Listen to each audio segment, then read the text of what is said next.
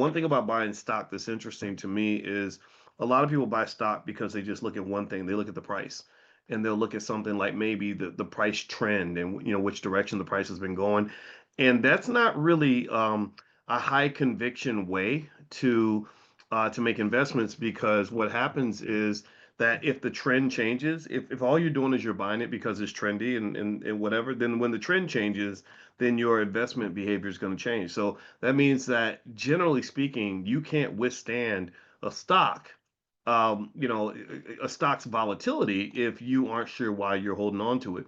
Because if the trend is the number one thing that brought you in, then that means that if the trend changes and goes negative, then you're going to say, "Oh, the trend's different now, so I'm going to stop doing it." It reminds me of the Wiz, when the Wiz would tell everybody singing, or he would sing that or tell everybody that the color is red, and then everybody be walking around in red, and they'd be like, I wouldn't be caught dead without red, right? And then he'd be like, "No, no, no, no, the color's green," and then next thing you know, everybody's wearing green.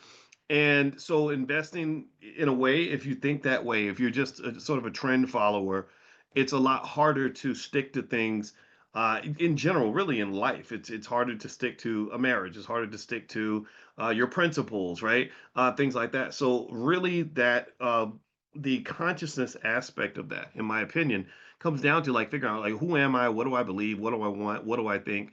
And if you bring that down, extrapolate that into investing in a company, then you have to come to your own internal conclusion regarding why that company is a place you want to have money. That way, you've accepted in advance that there's going to be good times and bad times, ups and downs, but you're okay with that, right? That actually, believe it or not, belief strengthens an investment. The more people believe in something, the more people stick with it, right? So ultimately, the question is, what do you believe? Some people believe nothing, right? Or some people only believe things that other people tell them to believe. And if you notice, people like that are not very good at succeeding or making money, because they're just sort of following whatever the crowd is doing. Okay, so don't think that way. Remember, bring out that inner visionary in yourself, and also be willing to make mistakes and feel a little bit stupid sometimes. So let me take you guys to my Instagram real quick to so we can kind of see a little bit of what's going on here. I'll start here with this. All right, give me a second. Let me share my screen. All right, so here on Instagram, first off, there is, as I mentioned, gold prices keep going up. Jewelers are kind of concerned about that. I talked about that a second ago, so I won't belabor that point.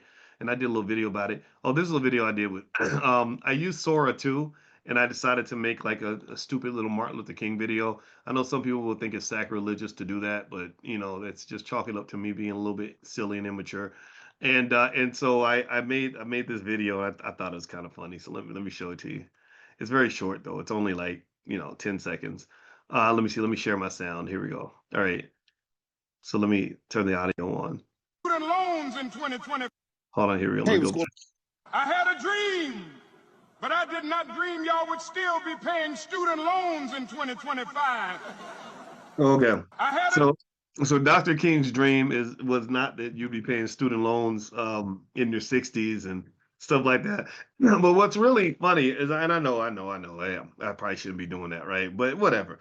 But the thing about that too, if you really think about it, one of the things that Dr. King would probably be reflecting on right now is one of the challenges of the civil rights movement integration is that we did trade land and businesses in for corporate jobs and student loans.